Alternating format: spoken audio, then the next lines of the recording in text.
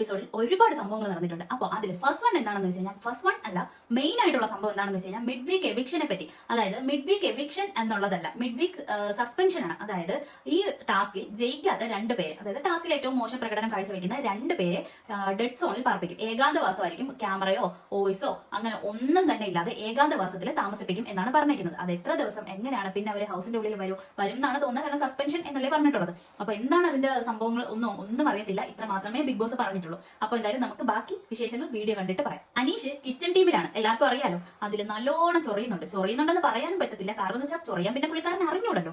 അതുകൊണ്ട് അനീഷ് നന്നായിട്ട് എല്ലാവരും ചൊറിയുന്നുണ്ട്. അതിന്റെ മെയിൻ സംഭവം, ഇന്ന് ജിസയില് ഓവനിൽ കുക്ക് ചെയ്തിട്ട് സാധനം എടുത്തോണ്ട് വന്നപ്പോ, സ്വീൻ എടുത്തോണ്ട് വന്നപ്പോ ഓവൻ അടയ്ക്കാൻ മറന്നു. പുള്ളിക്കാരൻ തൊട്ടടുത്ത് നിൽക്കായിരുന്നു. അപ്പൊ അതൊരു ഭയങ്കര പ്രശ്നം ഉണ്ടാക്കി.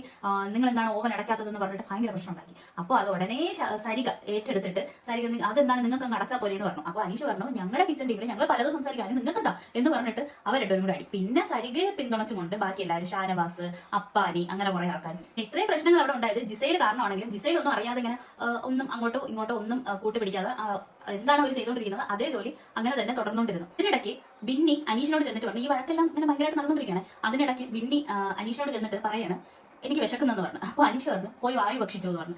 പിന്നെ അതിന്റെ പേരിലായ അടിയോടടിയായിരുന്നു. രാവിലെ തുടക്കം മുതലേ അടിയായിരുന്നു ഇന്നത്തെ സബ്ജക്ട്. ആ അടിയൊക്കെ ഒരുവിധം ഒന്ന് സോൾവ് ആയി. എല്ലാവരും കൂടി അവിടെ ഇരുന്നപ്പോ ഷാനവാസിനോട് ബിന്നി പറഞ്ഞു, തുപ്പല് തെറിക്കാണ്ട് ഫുഡ് ഉണ്ടാക്കാൻ പറയുന്നു പറഞ്ഞു. അങ്ങനെ ഷാനവാസ് എന്നിട്ട് അത് തുപ്പല് തെറിക്കാതെ ഫുഡ് ഉണ്ടാക്കണം പറഞ്ഞു. പിന്നെ അനീഷും ഷാനവാസും അടിയായി. പിന്നെ അക്ബർ അത് ഏറ്റെടുത്ത് അക്ബർ ഒനിയൽ സാബും കൂടി അടിയായി. അവസാനം ഒനിയൽ സാബുവിനെയും ഷാനവാസിനെയും അക്ബർ ചീത്ത വിളിച്ചപ്പോ അത് അവർക്ക് ഇഷ്ടപ്പെട്ടില്ല. അങ്ങനെ അവർ ചെന്ന് ബിഗ് ബോസിനോട് പരാതി പറഞ്ഞ്, പിന്നെ ലൈവിൽ, അതായത് നമ്മുടെ എപ്പിസോഡിൽ കാണിക്കാത്ത ഒരു സംഭവം, ലൈവിൽ ഒനിയൽ സാബു ചെന്നിട്ട്, ആദ്യം ഷാനവാസും ഒനിയൽ സാബും കൂടി ചെന്നിട്ട് ബിഗ് ബോസിനോട് എനിക്ക് പരാതിയുണ്ട്, പരാതി എടുത്തേ പറ്റുള്ളൂ എന്നുള്ള രീതിക്ക് പറയുന്നുണ്ട്. അത് കഴിഞ്ഞിട്ട് കുറച്ച് കഴിഞ്ഞിട്ട് ഒനിയൽ സാബു ലൈവിലാണ് കാണിച്ചത്. ഒനിയൽ സാബു വീണ്ടും ചെന്ന് പറയുന്നുണ്ട്. പക്ഷെ അതിന്റെ കാര്യങ്ങളൊന്നും ബിഗ് ബോസ് ഒന്നും പറഞ്ഞിട്ടില്ല. അതെനിക്ക് തോന്നുന്നത് അടുത്ത ലാലേട്ടൻ വരുന്ന എപ്പിസോഡിൽ കാണിക്കുമായിരിക്കാം. അടുത്തിനി അയൽക്കൂട്ടൻ ടീംസ് ഒന്നിച്ചു. അക്ബറും അപ്പാനിയും തമ്മിൽ സംസാരിച്ചുകൊണ്ടിരിക്കുകയാണ്. നിങ്ങൾക്ക് ഇടയിൽ അങ്ങനെ സംഭവം ഉണ്ടായപ്പോൾ എനിക്ക് ഇടപെടാൻ പറ്റില്ല അങ്ങനെയൊക്കെ പറഞ്ഞിട്ട് അപ്പാനി പറഞ്ഞു. അപ്പൊ അക്ബർ പറഞ്ഞു, നീ ഇടപെടണ്ട, എനിക്ക് തീർക്കാൻ പറ്റുന്ന കാര്യങ്ങളേ ഉള്ളൂ, ഞാൻ ഒറ്റയ്ക്ക് ചെയ്തോളാം കാര്യങ്ങൾ എന്ന് പറയുന്നുണ്ട്.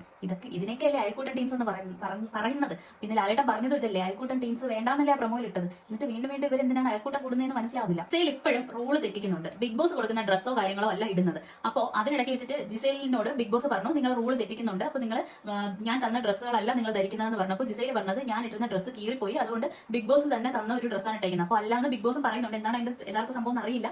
അതെന്തായാലും പിന്നീട് കാണിക്കും. അപ്പോൾ അനു ഉടനെ പറഞ്ഞു, നിങ്ങൾക്ക് എപ്പോഴും ഇങ്ങനെ വെൽ ഡ്രസ്സപ്പായിട്ട് നടന്നിട്ട് ഷോർട്സ് പോലെയൊക്കെ ഇട്ടുകൊണ്ട് നടന്നാൽ മതിയല്ലോ എന്ന് പറഞ്ഞപ്പോൾ ഉടനെ ജിസേലിന് അത് ഇഷ്ടപ്പെടാതെ, അത് എന്റെ ഇഷ്ടമാണ്, നിന്നെ പോലെ പൊക്കമില്ലാത്ത ആൾക്കാരല്ല ഞാൻ ഇത്തിരി പൊക്കവും ഹൈറ്റും വെയിറ്റ് ഒക്കെ ഉള്ള ആളാണെന്ന് പറഞ്ഞപ്പോൾ ഉടനെ അനുവിന് അത് ബോഡി ഷേമിംഗ് ആയി ഫീൽ ചെയ്ത് ഭയങ്കര അടി ഉണ്ടാക്കാൻ ശ്രമിച്ചു. എന്നിട്ട് ജിസേലിന്റെ വായിക്കകത്ത് പെട്ടുപോയത് കൊണ്ടിട്ട് നിർത്താൻ പറ്റാത്തതുകൊണ്ട് ബാത്റൂമിൽ പോയി നിന്ന് കുറെ കരഞ്ഞു വിളിച്ചൊക്കെ അതങ്ങ് തീർന്നു. ഇനി അനീഷ് അനുവിനെ ആശ്വസിപ്പിക്കാൻ ചെല്ലുന്നുണ്ട്. എന്തിനാണ് സംഭവം എന്ന് ഞാൻ പറഞ്ഞുതരാം. മിഡ് വീക്ക് എവിക്ഷനിൽ ആർക്കാണോ, അതായത് ഒരാളല്ലേ, 6 പേര് വന്നിട്ടുണ്ട്, അതിൽ ഓരോരുത്തർക്കും 2 പേരെ ഹെൽപ്പറായിട്ട് വിളിക്കാം. അപ്പോൾ ഈ അനീഷ് വിളിച്ചേക്കുന്ന ഹെൽപ്പർ ഒന്ന് അപ്പാനി, ഒന്ന് അനുവാണ്. അപ്പൊ അനുവിന്റെ സോപ്പിട്ടല്ലേ പറ്റുള്ളൂ അനീഷിന്. ജിസേലിന് മാത്രം എന്താണ് ഇത്ര ഫേവർ ചെയ്ത് കൊടുക്കുന്നതെന്ന് മനസ്സിലാവുന്നില്ല. ബാക്കി ആരവിടെ റൂള് തെറ്റിച്ചാലും, അല്ലെങ്കിൽ പഴയ സീസണിലൊക്കെ ആണെങ്കിലും ആര് റൂള് തെറ്റിച്ചാലും അതിനെതിരെ ബിഗ് ബോസ് ആക്ഷൻ എടുക്കുന്നുണ്ട്. പക്ഷെ ജിസേലിന് മാത്രം എന്താണ് ഇത്ര പ്രത്യേകത? അവര് ബിഗ് ബോസ് പറയുന്ന ഒരു റൂളും അവർ അനുസരിക്കുന്നില്ല. പിന്നെ അവർക്ക് എന്താണ് പ്രത്യേകത എന്ന് മനസ്സിലാവുന്നില്ല. എല്ലാ ഇടയ്ക്ക് ഒരു മോഷണവും നടക്കുന്നുണ്ട്. നെവിൻ കട്ട് തിന്നുന്നുണ്ട് കേട്ടോ. അപ്പൊ അത് നൂറയും കൂടി കൂട്ടുപിടിച്ചിട്ട് നൂറ കണ്ടുപിടിച്ചതുകൊണ്ട് നൂറയ്ക്കും കൂടി ഫുഡ് ഷെയർ ചെയ്ത് കൊടുക്കുന്നുണ്ട്.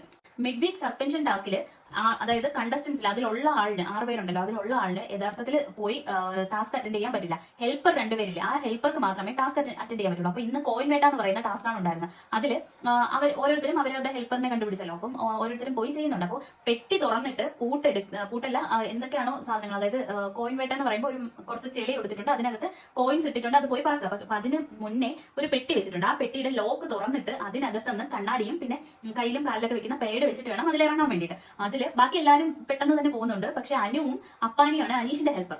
ഇവർ രണ്ടുപേരും ഭയങ്കര സ്ലോ ആയിട്ട് ചെയ്യുന്നുണ്ട്. സ്ലോ ആയതാണോ സ്ലോ ആക്കിയതാണോ എന്ന് അറിയത്തില്ല. പക്ഷെ ഭയങ്കര സ്ലോ ആയിട്ടാണ് ചെയ്തത്. ആ ഇതിൽ ഇറങ്ങാൻ തന്നെ, ആ ചെളിയിൽ ഇറങ്ങാൻ തന്നെ അവർ എല്ലാവരും ഇറങ്ങി ഏകദേശം തീരാറായപ്പോഴാണ് അവർ ഇറങ്ങിയത്. അത് അവർക്ക് പറ്റിപ്പോയതാണോ എന്നാണ് സംഭവം എന്നറിയില്ല. പക്ഷെ അവർ ഇറങ്ങാൻ ലേറ്റായത് കാരണം ബാക്കി എല്ലാവർക്കും ഓരോരുത്തർക്ക് 16 കോയിൻസ് 9 കോയിൻസ് അങ്ങനെയൊക്കെ കിട്ടിയിട്ടുണ്ട്. പക്ഷേ അനീഷ് മാത്രം 3 കോയിനെ കിട്ടിയിട്ടുള്ളൂ. അപ്പൊ അനീഷ് പറഞ്ഞു, എനിക്കതിൽ വിഷമമൊന്നുമില്ല, അവർ അവരുടെ മാക്സിമം അവർ ചെയ്തിട്ടുണ്ട്, അതുകൊണ്ട് എനിക്കതിൽ യാതൊരു വിഷമമില്ല, ഞാൻ ഹാപ്പിയാണ് എന്ന് പറയുന്നുണ്ട്. ശരിക്കും ഈ മനുഷ്യനെ അങ്ങോട്ട് മനസ്സിലാക്കാൻ പറ്റുന്നേ ഇല്ല.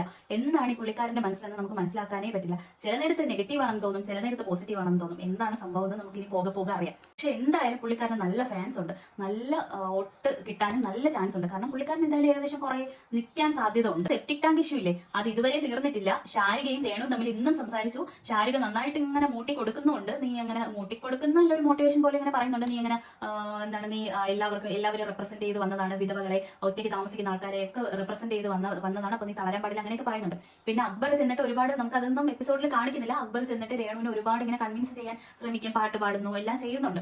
പിന്നെ ഇന്ന് അക്ബർ കുക്കിംഗ് ടീമിലാണല്ലോ, അപ്പം ഒരു ലവിന്റെ സിമ്പലുള്ള ഒരു ചപ്പാത്തി ഉണ്ടാക്കി രേണുവിന് കൊടുക്കുന്നുണ്ട്. എന്നിട്ട് രേണു അത് ആദ്യം സ്വീകരിക്കില്ല എന്ന് പറഞ്ഞെങ്കിലും അതിന്റെ കുറച്ച് ഭാഗം കഴിച്ചു. എനിക്ക് ഫുഡിന്റെ വില അറിയാം എന്ന് പറഞ്ഞിട്ട് കുറച്ച് ഭാഗം കഴിച്ചിട്ട് ബാക്കി എല്ലാവർക്കും കൂടി കൊടുത്തു. എന്നിട്ട് പറഞ്ഞു ഞാനിത് ഫുള്ള് കഴിക്കില്ല, കാരണം ഞാനിത് കൺവിൻസ് ആയിട്ടില്ല, എനിക്കിത് ഓക്കെ അല്ല എന്ന് പറഞ്ഞിട്ടുണ്ട്. എനിക്ക് സത്യം പറഞ്ഞാൽ എനിക്ക് തോന്നിയ ഒരു കാര്യം എന്ന് വെച്ചാൽ, ഓക്കെ പുള്ളിക്കാരന്റെ ഭാഗത്ത് നിന്ന് അങ്ങനെ ഒരു തെറ്റ് സംഭവിച്ചു, അപ്പൊ അതിനങ്ങ് മാപ്പ് കൊടുക്കാം. കാരണം ആർക്കായാലും ഒരു തെറ്റ് സംഭവിക്കുമല്ലോ, അപ്പോൾ മാപ്പ് കൊടുക്കാവുന്ന തെറ്റേ ഉള്ളൂ. ഇത്രയൊക്കെ പറഞ്ഞ സ്ഥിതിക്ക് എന്തായാലും അങ്ങ് സോറി അങ്ങ് അക്സെപ്റ്റ് ചെയ്യാമായിരുന്നു. പിന്നെ അടുത്ത് ലാസ്റ്റ് ആയിട്ട് വന്നത് ലൈഫ് സ്റ്റോറി പറയാൻ വേണ്ടിയിട്ടാണ്. ഒരിടത്തൊരിടത്ത് എന്ന് പറയുന്ന ടാസ്ക് ആണ്. അതില് ഓരോ ദിവസം 3 പേർക്കേ പറ്റുള്ളൂ. അത് ഇന്ന് ശാരിക, രേണു, ഒനിയൻ ഈ 3 പേരാണ് വന്നിട്ടുണ്ടായിരുന്നത്. അപ്പോൾ 3 പേരും അവരുടെ ലൈഫ് സ്റ്റോറി ഒക്കെ പറഞ്ഞിട്ടുണ്ട്. ഈ 2 പേര്, അതായത് ശാരികയും രേണുവും പറഞ്ഞപ്പോൾ എല്ലാവർക്കും ഇങ്ങനെ ഉറക്കം വന്ന പോലെ, രേണുവിന്റെ കഥ കേട്ടിട്ട് എല്ലാവരും ഇങ്ങനെ ഉറങ്ങി വീഴാറായിരിക്കായിരുന്നു. പക്ഷെ ഒനിയലിന്റെ കഥ കേട്ടിട്ട്, കഥ എന്ന് പറയാൻ പറ്റില്ല, അമ്മയെ കുറിച്ച് ഇങ്ങനെ ഒനിയൽ ഭയങ്കരമായിട്ട് ഇമോഷണലി സംസാരിച്ചപ്പോൾ എല്ലാവരും ഭയങ്കര വിഷമിച്ച് ഇങ്ങനെ ഭയങ്കരമായിട്ട് വീട്ടുകാരെ ഓർത്ത് ഇങ്ങനെ കരയുന്ന ഒരു സീനിലാണ് നമ്മുടെ എപ്പിസോഡ് എൻഡ് ചെയ്യുന്നത്.